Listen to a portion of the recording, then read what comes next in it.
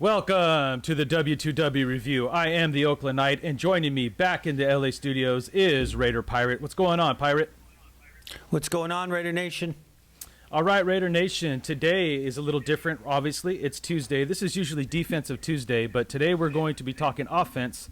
So today is technically Offensive Tuesday. Our 53-man roster has come out, and we're going to go over it a little bit. We're going to talk about our starters, and we're going to take a look at a few extra players that are giving us depth and what we expect, especially in Week 1. So, Pirate, what is our depth chart looking like? What is our 53-man offensive roster looking like? Yeah, well, it looks like everything's set, barring some changes. I think offensively, we're probably pretty set. I don't think we're going to be making any moves on the offensive side of the ball. But of course, at quarterback, Derek Carr is going to be backed up by McGloin and Connor Cook. So I think we're good there. Some shaky moments, but I think all in all we're pretty good. Latavius Murray is going to be backed up by DeAndre Washington and Jalen Richard, with I think Taiwan Jones being strictly the third down back. At fullback, Jameis Olawale, the first 4 weeks until Reese comes back, and then we'll have to see what they're going to do there. You generally don't carry two fullbacks, but we'll. I mean, we have in the past, but again, we're not a fullback-heavy style of team. Wide receivers: Amari Cooper, Seth Roberts, Amari Cooper and Michael Crabtree, followed by Seth Roberts and Andre Holmes, with Johnny Holton bringing up the rear. Again, if anything happens there, they may need to bring in another receiver if they get injured. So that's kind of why you generally don't carry those, a bunch of fullbacks on your team. Right. Then at tight end, Walford, followed by Lee Smith. And again, surprisingly, it looks like they're listing Michael Rivera as the third tight end here. I thought he would have solidified his position, particularly since we're not running the ball the way that a good run blocking tight end could be utilized. At left tackle, Donald Penn, going to be backed up by Matt McCants. Left guard, Asemele, and it looks like Feliciano is going to swing between the guard and center position. So he's backing up at both left guard and also at center, where Rodney Hudson is going to man the middle for us. Gabe Jackson and Vidal Alexander, who's a guy I really like. And then Menelik Watson, the season is here. He's healthy. He looked like he won the job outright even early on in camp through OTAs. I think they just knew we want to get this guy in here, and I don't think he's really done anything to make them question that decision. No, not at all. And I really like how it's all rounded out. I believe that there's a lot of strengths on this offense. And like you said, is there going to be a lot of changes here? No. I think the only thing that I guess we could look at, there could be possible changes in the future, maybe as early as Week 4, like you said, would be the fullback position, only because we're carrying more running backs and fullbacks than we did last season. So, which lets me know that they're going to put more of an emphasis on running the football, or at least they're going to attempt to, and they got plenty of personnel. I guess the question mark for me, and I'm going to ask you, what about Marcel Reese? Now, again, I obviously they're keeping him on the roster, suspended reserve list. When he gets back, that could shake things up a little bit. Could this be a case of Jalen Richard getting some more work and getting some more evaluation in these first 3 games? Or is maybe one, we've been talking a lot about Taiwan Jones and what he means to this football team, especially on special teams as a gunner. Do you think that we run the whole season, Pirate, with this running back core as deep as it is? Or do we shed one of these guys to bolster up something maybe like the linebacker position? Yeah, it's a tough one. I mean, Marcel Reese, this is kind of like that Cowser thing where, you've got a guy that you're trying to figure out, can we keep him on this roster? What can we do? Okay, he's going to be suspended for 4 games. We go ahead, that allows us to keep Olawale on there. It allows us to keep Jones, for a little bit to see how things go. Now, if they get into Week 4 and DeAndre Washington and Richard and Latavius Murray are all having decent numbers, and Alawale's doing a good job as a short yardage guy, catching a couple of balls and doing the types of things that they want to do. I cannot see them keeping Taiwan Jones. I mean, I think this was a thing that we talked about over and over again. I can see them keeping Marcel Reese. He's obviously a Pro Bowler, very close to the owner. And he brings some things to the table. No longer what he used to bring to the table, but he still brings some things to the table. I still just think Taiwan Jones is a third down back at best. He's a gunner. I've heard people in the comments section, "Oh, he's a great gunner. He's this and he's that." Well, you're not going to keep a guy, just because he's a great gunner if you've got other talent around that brings more than just a gunner. And we have a lot of gunners right now, bringing Holton on, and we've got special teamers that can get down there that have that type of speed. So I would think by what they did, by what they've done so far, by keeping Latavius, Taiwan, and Marcel all on the roster, I would imagine that, again, they're probably going to try to keep Reese. And if anything, either Jones or Alawale will be the odd man out. Yeah, for me, when it comes to the running game, I think it's all about rhythm. So if you're going to run Murray, which you're obviously going to do week 1 against the Saints, then you need to run Murray. I mean, at least for a whole half, to get him rhythm, to get him moving the football. And then you bring in a guy like Washington and Richard as the change of pace type back. Now, that is all subject to change. I don't want them messing around with this running game too much, but I mean, I like the fact that all the personnel's there. Another option that I thought about as you were speaking was, could Marcel Reese be that third tight end? Could he be listed as the third tight end moving forward? There was rumors that Rivera was on the trade block, Could that be something that we could see moving forward? Depending on how Rivera and Smith and Walford all combine, stay healthy. He's a guy, like you said, Reese brings a lot to the table. I mean, he could play tight end, wide receiver, fullback, and halfback.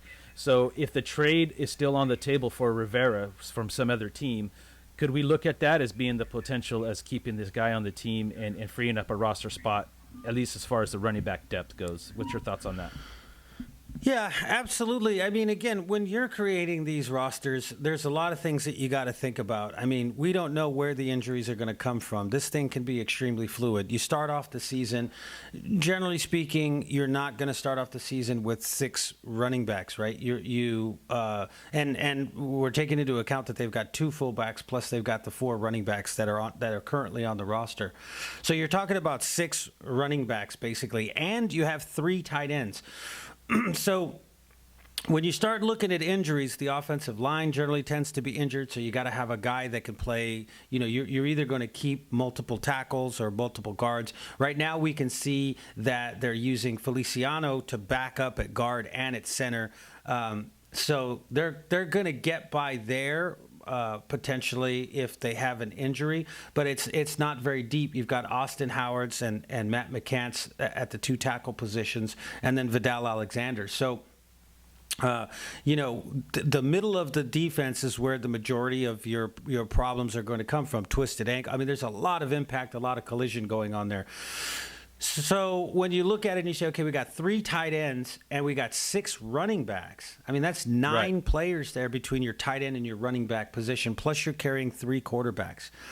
So I can see kind of what they're doing. Hey, look, let's hedge our bets. It tells you that they still don't know what they have. That's why they didn't. If Marcel Reese is not on suspension right now, you probably don't even have one of the players that you've got. So we're not technically carrying the 6. I mean, again, Reese is suspended for the 4 weeks.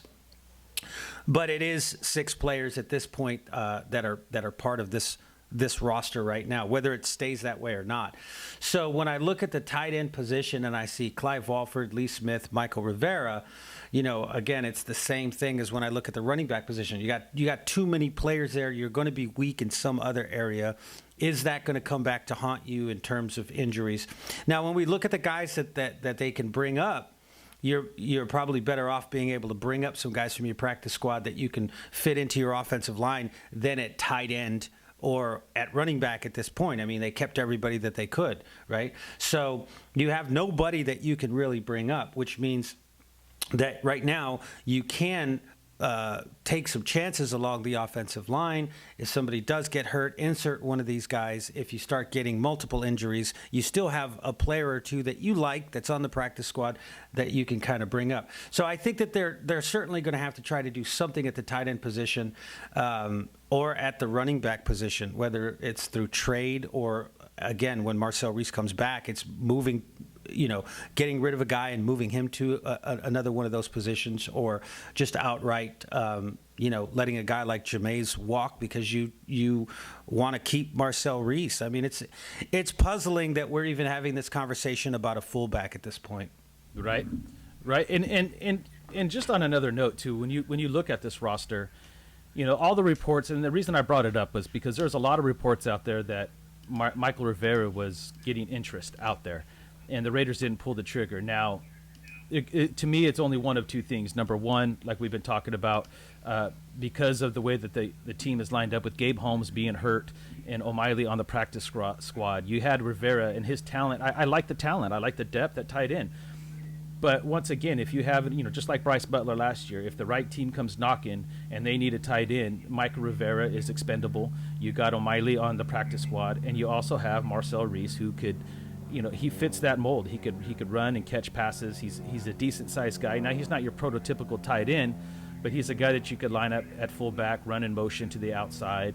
So he would be a good replacement. That's one thing that I see. And at this point, it's really hard to tell exactly what will happen, if anything at all, with this offensive unit. But when you have so much depth at that running back position, something's got to give. I mean, you don't want to clog up your roster with pure running backs. I mean, like I said, the idea here is to get a running game going, but you got to make sure that these guys get a chance to get in rhythm and work with this offensive line. So when I look at it, Tywan Jones, a gunner. Tywan Jones, a third down specialist. He can do kick returns.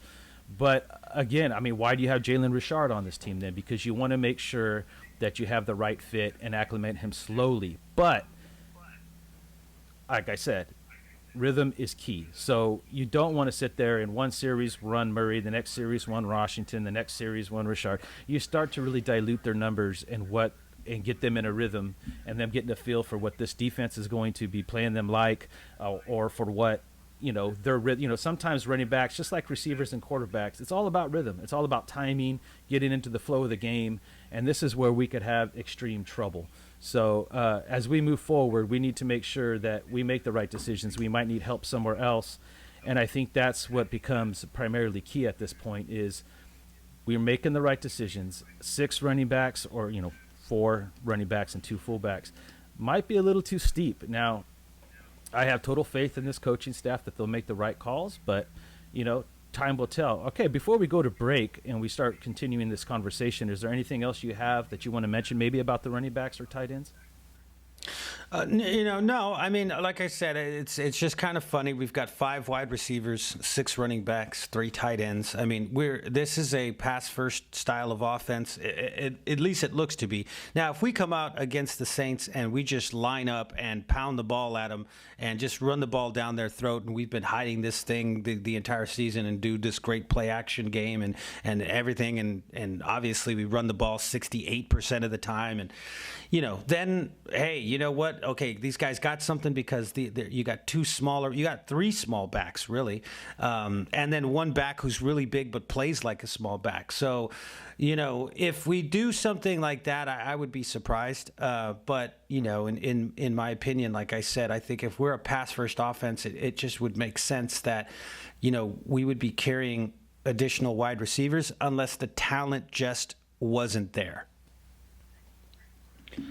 So with that being said, let's go ahead and go to break right now. And when we come back, we're going to go ahead and look at the second and third teams, some of the guys that we think, in the event of an injury, can these guys step up? Can these guys get in there and play for a majority of the season? So you guys stay tuned, and we'll be right back.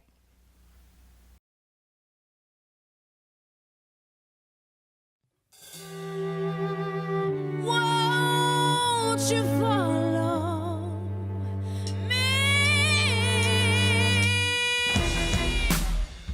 Yeah. Ooh.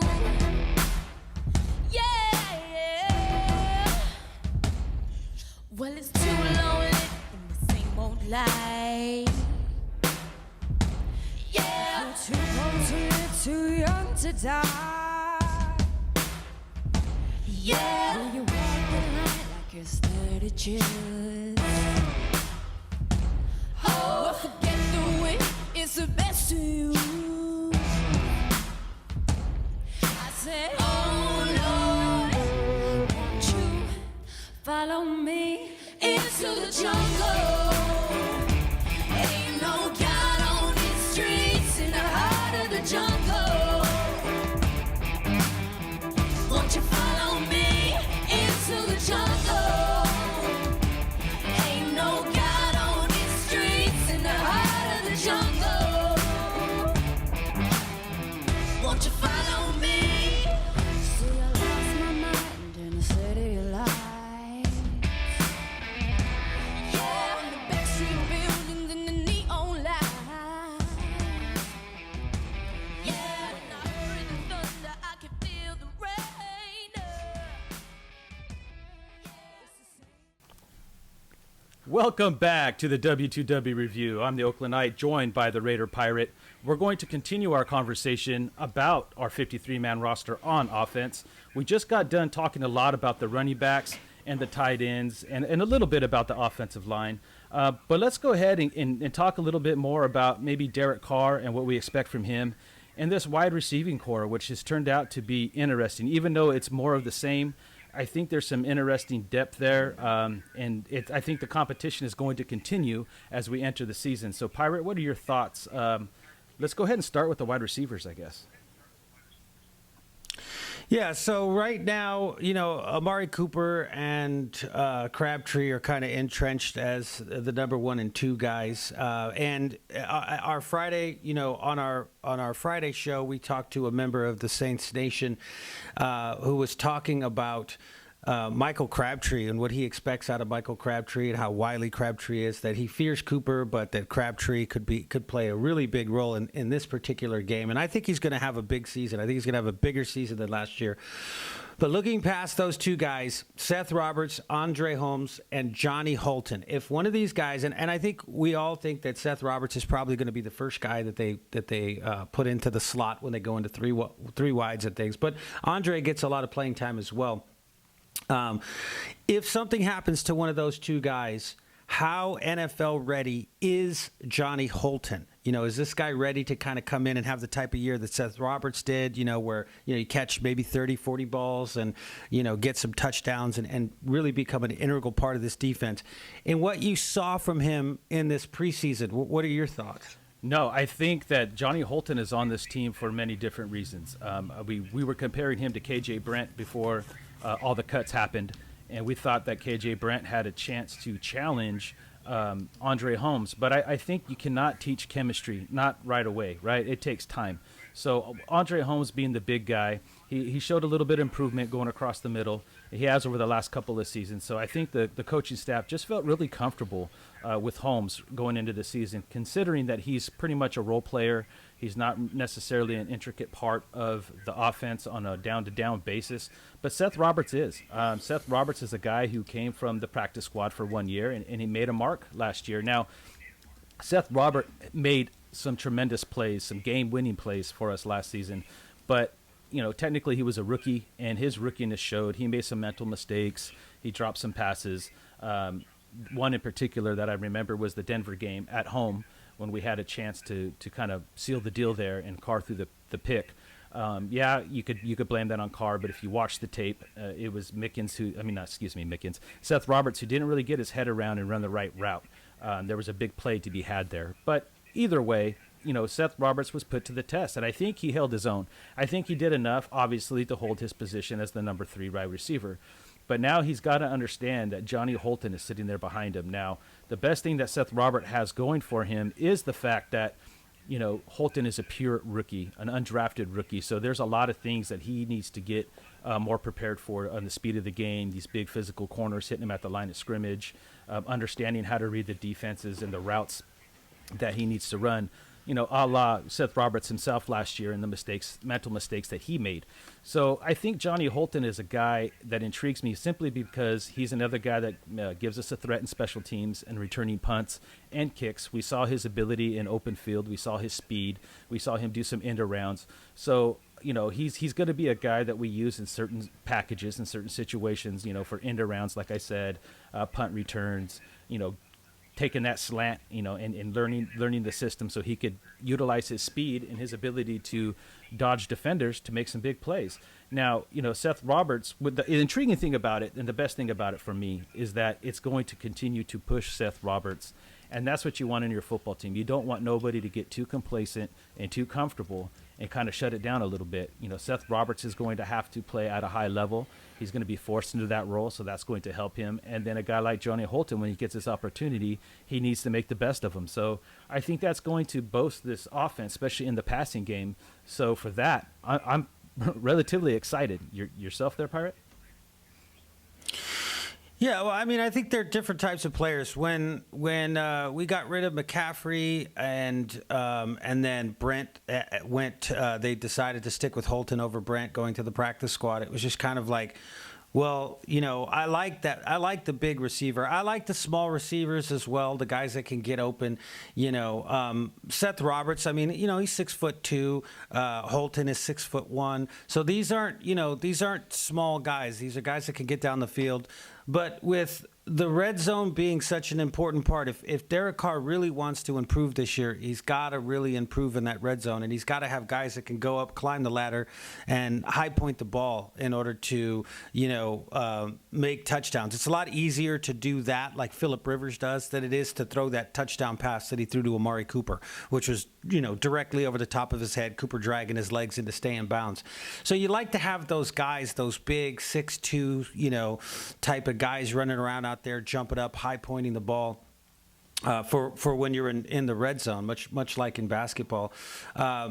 Roberts, I think, he has a lot more going for him. I think he could run a lot more of the route tree than a guy like Holton can right now. Correct. I think Holton is just kind of that outside, speedy, kind of get down the field, maybe runs the comebacks and things like that. But I don't know if he's, in college at Cincinnati. He was a little more one-dimensional, kind of your traditional Raider, like, do the 9 route, just go, I'll hit you deep, type of thing. But we did see the reverse. We did see that he has some movement skills.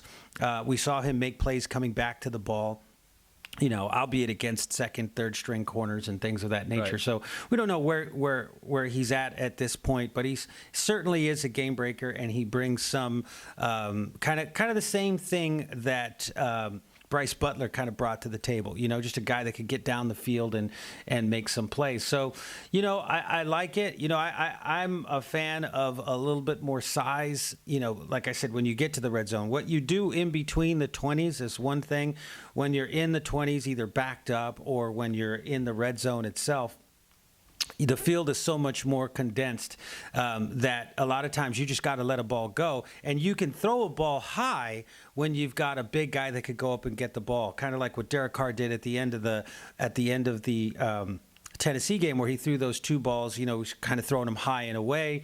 You can get, obviously he was way errant on those throws, correct, but you can throw those types of throws to guys that can go up. I see Phillip Rivers do it all the time. Just chuck a ball out there and have a guy go up there and Randy Moss it. So, no, I feel pretty good about what they've got going on there at wide receiver at this point. No, yeah, and let's keep in mind, last year we ran 4 wide receivers. Rod Streeter, after the Bryce Butler trade, was our 5th receiver, and he was inactive all season long. So it's going to be interesting in closing on this topic to kind of see exactly how they run this wide receiver roster. Is Johnny Holton going to be number 1 active? Or you're going to see maybe Jalen Richard, like we were talking about from the last segment. Maybe he's not even active. Maybe he's just on the roster for backup purposes, protection from the waiver wire, or what have you. So, even though all these guys are on the roster, doesn't mean they're going to be active. We only activate 48 players. So we'll keep an eye on that as we move forward to see who's active and who's not. and we'll see exactly what the Raiders are thinking after week 1. We'll have a clearer picture of how they're going to utilize all this talent. Now, talking about the wide receivers, a wide receiver is only as good as his quarterback. I said that last year when we acquired Crabtree. People asked me, what are your thoughts? I was excited because when you look at Crabtree's career in Santa Clara, as I like to say, he had Alex Smith and Colin Kaepernick. Guys, one's a game manager. The other one's just kind of like a street baller. So when he came over here with Derek Carr, you see his ability to actually run the route, the ball being there, and him just plucking it out of the air. I'm excited to see Crabtree. But what about Derek Carr? I mean, I'm not even concerned about McGloin and Cook at this point. What are your thoughts on Derek Carr this season? Well, I was listening to Greg Papa, and, Papa was talking about some of the improvements that Derek Carr made, the 2 throws that he made, just incredible, dropped dimes directly into the bread baskets of the wide receivers. But, Papa said something that was really interesting. He said, Derek spent a lot of time learning to look off receivers, and that younger quarterbacks a lot of times don't do that. They basically, stare down the receiver, and that allows the safety to drive on those types of patterns. And that's why young receivers have so much of a problem in the middle of the field, because there's so much traffic there in the middle of the field. So he said if you watched both of those plays, Derek Carr looks off to the left and then comes back and he throws to the right. Same thing on the Amari Cooper touchdown pass, exactly the same thing. So I'm seeing kind of this development, that he's having this development where he's taking these little nuances of his game and he's doing the little things right that you have to do to be successful in the National Football League. You cannot. These guys are fast. You can't give them any type of a clue. There's a reason why we're mixing and matching formations. You're running guys across. You're trying to get every single little advantage that you can get. Well, that safety that's sitting back there, particularly in our type of defense, right, where you got a single high that's just kind of sitting back, and the corners are sitting back and they're looking at the quarterback to try to figure out what he's going to do. If he's looking off to the left, that's going to key that safety. I need to start maybe trailing a little bit to the left here, and that may be the difference, that second or two, in him getting the pass, over the top to Amari Cooper in double coverage and things of that nature. So just where he's put the ball, the things that he's done with it, hit the throws that he's made, I think he's confident. I think he's coming in. I think he's going to have a big year. I think people don't understand. He's going to have a really big year. And if the running game can do absolutely anything, and if this defense can get him back the ball, I think Crabtree's going to have a big year. I think Cooper's going to have a big year. And I think Derek Carr could potentially have a monster year because of this offensive line. They're going to give him time. These guys are going to get open. I think we're going to see massive improvement in year 3, technically year 2 in the same offense being in the same offense, I think, but year 3 as a player and year 2 in the same offense with the same personnel almost. I mean, literally the only difference that you have is Menelik Watson will be starting there, and that is, Asimile will be on the line as well, but those are the only 2 differences, and those are both tremendous upgrades over what was happening last year. No, and I'm going to have to agree with pretty much everything you said. I'm going to add this to it, though. A lot of, critics, fan critics, or whoever, talk about his fourth quarter play. But, I mean, he's had 2 seasons in the National Football League. First, changing offenses both years, a lot of rookies, and a lack of a running game. Would you look at what the Raiders have done, even keeping things close to their chest in the preseason, not running too many plays, we've seen Carr more take over this offense, number 1. Having a better understanding, number 2, his accuracy and his chemistry with Cooper and Crabtree seem to be getting better and better each week. And I'm expecting this guy to shine in the fourth quarter now because, for one, the chemistry and the understanding from his receivers are going to be there, as well as I truly believe, regardless of how we feel about, the style that they run, I think they have the right talent at running back, even better than last year, even if they're young. They're going to run the football. And once we start getting the running the football down and we get a lot more play action and open up the field, Carr's going to be able to pick people apart because, like you said, he's doing a better job of looking off wide receivers And you add that with everything, Cooper in his second year, Crabtree, really into his own at this point with a quarterback that can get him the football. The sky is the limit. The sky is going to be the limit. So look for Derek Carr to have a big year and essentially a contract year. We're going to have to start talking numbers with this guy at the end of the season. So we're going to want to get this guy locked up. So everything seems to be set as we move forward. That's going to lead us into, I want to talk about a few things. Pirate, do you have any final thoughts before we get out of here? No, like I said, I just think that this offensive line is going to be key as well. I think, Donald Penn, Asemele, Hudson, Jackson, Menelik, Watson, I think they're going to give Derek Carr the time that he needs, like you're talking about. Perhaps the emergence of Clive Walford. We really need to see a little bit more out of Walford. And the Amari Cooper, Michael Crabtree connection there. If we could get Walford to really start becoming a factor, or Seth Roberts, somebody. So we need that third, or DeAndre Washington. If you look at Washington, that's another guy that really reminds me of a Darren Sproles type of guy, just fast, powerful, gets the ball, knows what to do with it. He takes it to the house. He's not dancing around back there. When he does dance around, he's not wasting any motion. He's got extremely good vision. So whether it's Washington, the emergence of Clive Walford, or Seth Roberts kind of coming in and also becoming a more integral part of this offense, I think that this offensive line, although it may not be doing what we wanted to do in terms of just smash mouthing and getting out there and just road grading guys, I think it's going to be one of the better pass blocking lines in the NFL. And if we can get, our defense, like I said, to, get some 3-and-outs and continue to get the ball into Derek Carr's hands, again, like you said, the sky is absolutely the limit for him this year.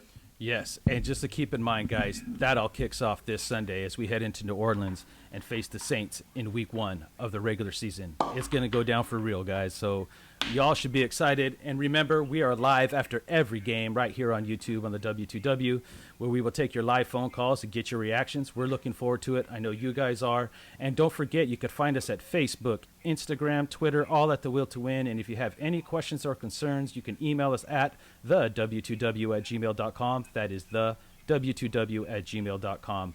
All right, Raider Nation, that's going to wrap up our show for the day. That's a look at our offense. Let's get excited. Let's get geared up. We'll be back tomorrow to talk defense. And until then, you guys stay Raider strong.